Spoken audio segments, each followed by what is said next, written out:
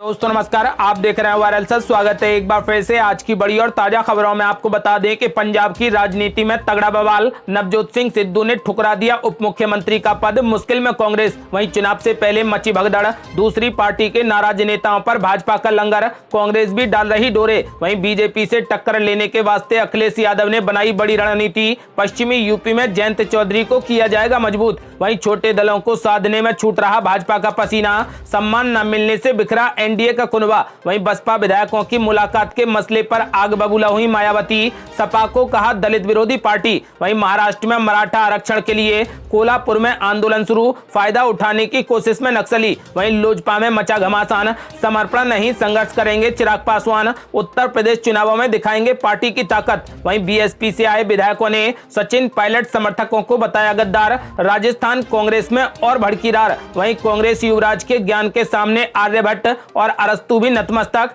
स्वास्थ्य मंत्री हर्षवर्धन का राहुल गांधी पर तंज। वहीं राम मंदिर जमीन विवाद में आम आदमी पार्टी सांसद संजय सिंह बोले, घोटालों पर कार्रवाई के बजाय चंदा चोरों के पक्ष में है बीजेपी। वहीं रणदीप सिंह सुरजेवाला का नीतीश कुमार पर घोटालों का आरोप, बोले महामारी की जांच करने वाली आरटी-पीसीआर में भी लूट। और भी बड़ी खबरों को जानने के लिए वीडियो को लाइक कर दें, चैनल को सब्सक्राइब कर लें और घंटी बटन जरूर दबा दें। वहीं पहली बड़ी खबर, पंजाब की राजनीति में तगड़ा बवाल। नवजोत सिंह सिद्धू ने ठुकरा दिया उप मुख्यमंत्री का पद, मुश्किल में कांग्रेस। ये आपको बता दें कि पंजाब में कांग्रेस हाईकमान ने मुख्यमंत्री कैप्टन अमरिंदर सिंह और नवजोत सिंह सिद्धू के बीच में चल रही तगड़ी रार को थामने के लिए एक कमेटी का गठन किया था, लेकिन उसके तमाम प्रयास असफल होते दिख रहे हैं। कैप्टन की लीडरशिप बनी रहने और डिप्टी सीएम का पद दिए जाने की पेशकश को नवजोत सिंह सिद्धू ने ठुकरा दिया। कांग्रेस सूत्रों का कहना है कि नवजोत सिंह सिद्धू ने मल्लिकार्जुन खड़गे की लीडरशिप वाले पैनल से साफ कह दिया है कि वह कैप्टन अमरिंदर सिंह के साथ काम नहीं करेंगे। कहा जा रहा है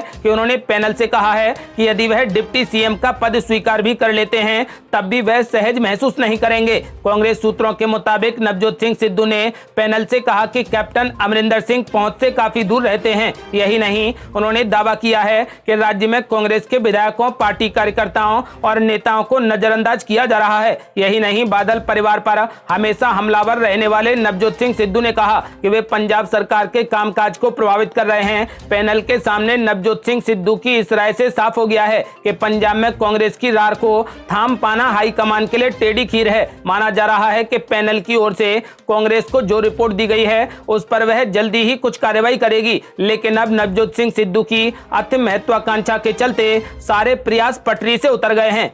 अगली बड़ी खबर, चुनाव से पहले मची भगदड़, दूसरी पार्टी के नाराज नेताओं पर भाजपा का लंगर, कांग्रेस भी डाल रही डोरे। ये आपको बता दें कि जैसे जैसे 5 राज्यों के विधानसभा चुनाव नजदीक आते जा रहे हैं, वैसे वैसे ही चुनावी राज्यों में हलचल और तेज होती जा रही है। उत्तर प्रदेश में बसपा और सपा का झगड़ा सोशल मीडिया से लेकर नेताओं के बीच तक पहुंच गया है। पंजाब में अकाली दल और बसपा के गठबंधन से भाजपा ने राजनीतिक चालें बिछाना शुरू कर दी है। उत्तराखंड में भी मुख्यमंत्री तीरथ सिंह रावत केंद्रीय दरबार में अब हाजिरी लगाने लगे हैं। साथ ही राज्य में विरोधियों को थामने के लिए दामन भी आगे फैलाने लगे हैं। इन सब राजनीतिक उठापटक के बीच नाराज लोगों को अपने खेमे में शामिल करने के लिए राजनीतिक उठापटक भी शुरू हो गई है और शुरुआत भारतीय जनता पार्टी ने कर दी है। अब बारी दूसरी राजनीतिक पार्टियों की है। सूत्रों के मुताबिक भारतीय जनता पार्टी ने अपनी एक विशेष टीम को जिन राज्यों में विधानसभा के चुनाव होने हैं वहां पर विरोधी दलों के नाराज नेताओं की थाह लेने के लिए लगा दिया है। भाजपा की केंद्रीय टीम के सदस्य ने उत्तर प्रदेश में मची राजनीतिक उठापटक पर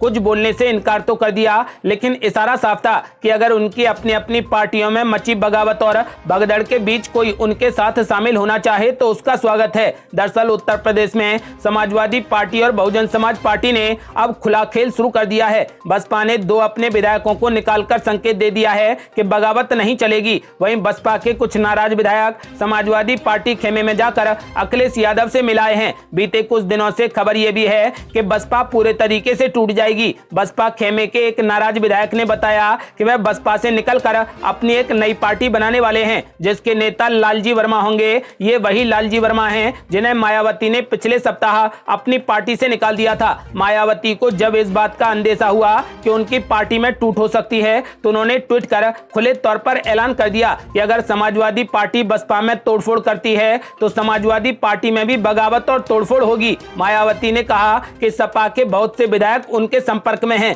कुल मिलाकर मामला तोड़फोड़ और जोड़ तोड़ की राजनीति का शुरू हो चुका है। अगली बड़ी खबर, बीजेपी से कड़ी टक्कर लेने के वास्ते अखिलेश यादव की रणनीति, पश्चिमी यूपी में जयंत चौधरी को किया जाएगा मजबूत। यह आपको बता दें कि उत्तर प्रदेश में विधानसभा चुनाव से पहले की सियासी सरगर्मियां अब बढ़ती जा रही हैं। सबसे ज्यादा गहमागहमी सत्ता पक्ष में दिख रही है। केंद्रीय नेता लखनऊ आ रहे हैं, वहीं मुख्यमंत्री व राज्य के नेता दिल्ली जा रहे हैं। पुराने समीकरणों को दुरुस्त करने की कवायद भी तेज हो गई है। मोदी शाह ने जिस समीकरण के सहारे 2014, 17 और फिर 19 में जीत का परचम फहराया, विपक्ष के हर गठबंधन या फिर चक्रव्यूह को भेदा, उसी को दुरुस्त करने में बीजेपी और आरएसएस परिवार पूरी शिद्दत से जुटा हुआ है। वहीं विपक्ष की तरफ से ऐसी अभी तक कोई भी हलचल दिखाई नहीं दे रही। विपक्ष की सक्रियता तो जमीन पर आना अभी बाकी है, लेकिन समीकरण के लिहाज से सपा अध्यक्ष अखिलेश यादव ने पश्चिमी उत्तर प्रदेश में ट्रंप कार्ड खेलने की पूरी तैयारी कर ली है। राज की बात यह है कि एक ऐसा वोट बैंक जो हमेशा सपा के खिलाफ रहा, उसे अपने खेमे में लाने के लिए अखिलेश यादव ने बड़ा दांव खेलने का मन बना लिया है।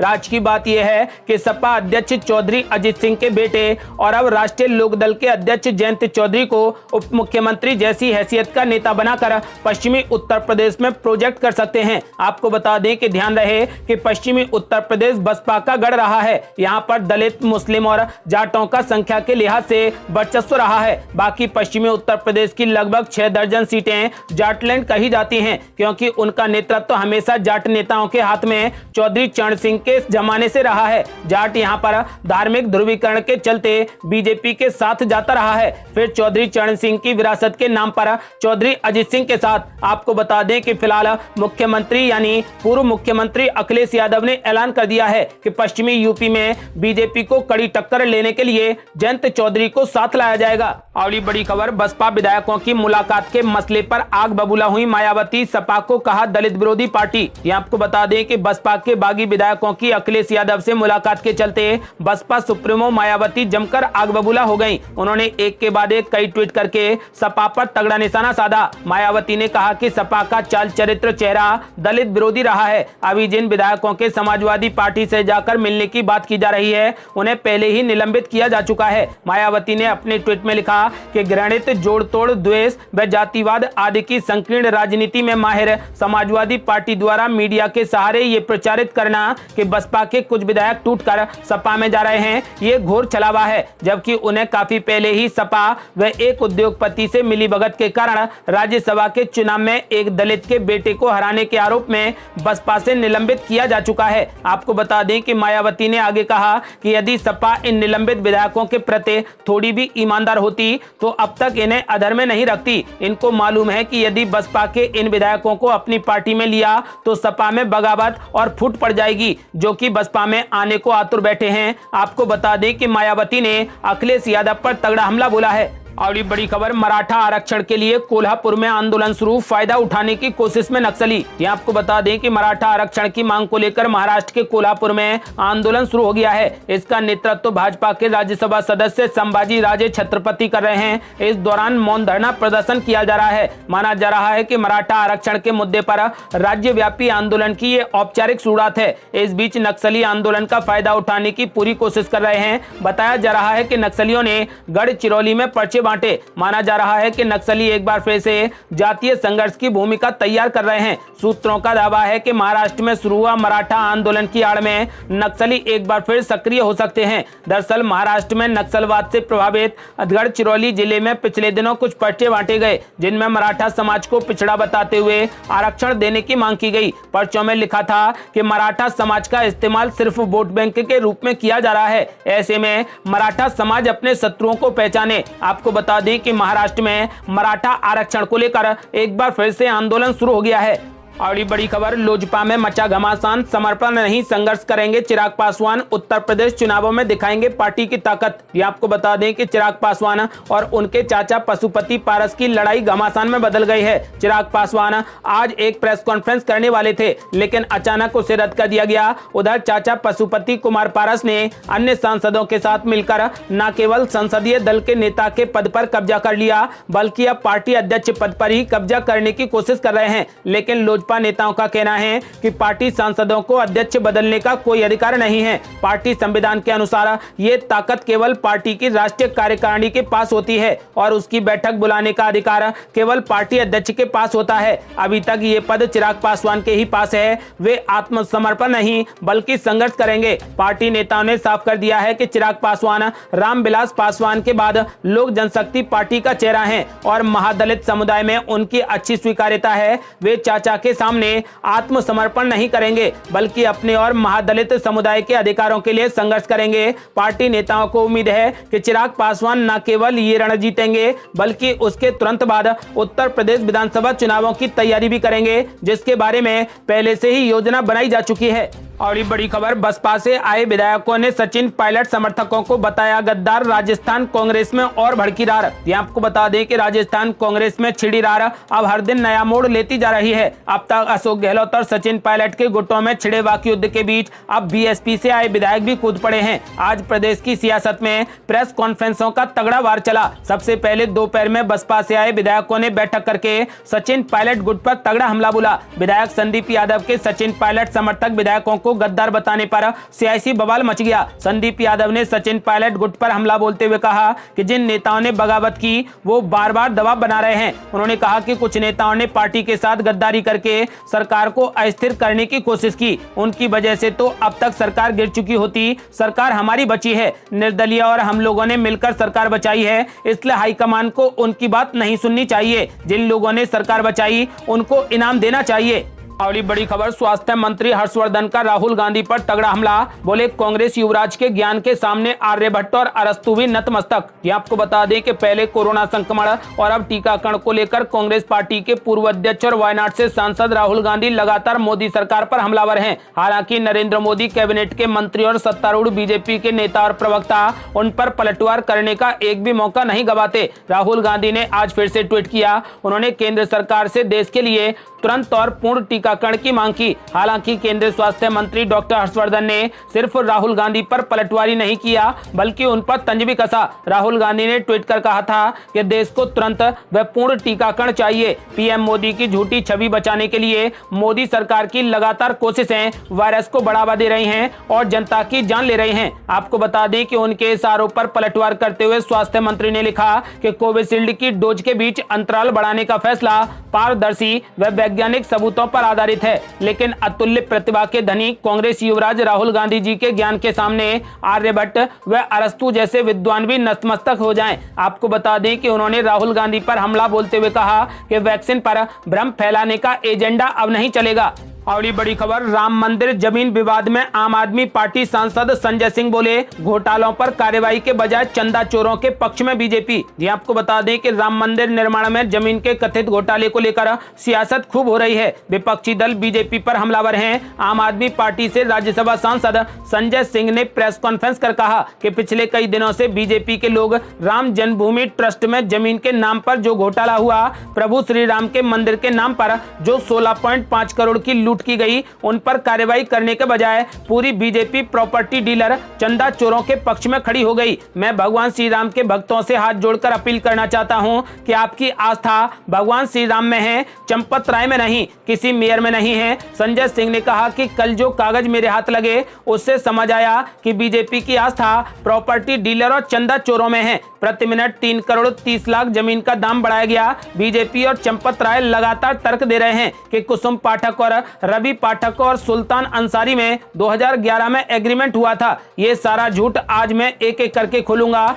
1000 हमले मेरे ऊपर करवाओ, लेकिन मैं हाथ जोड़कर प्रभु श्री राम के भक्तों से अपील करता हूं कि इनको पहचानिए। आपको बता दें कि संजय सिंह ने राम मंदिर जमीन विवाद को लेकर बीजेपी पर तगड़ा हमला बोला है और बीजेपी को चंदा चोरों के पक्ष में बताया है।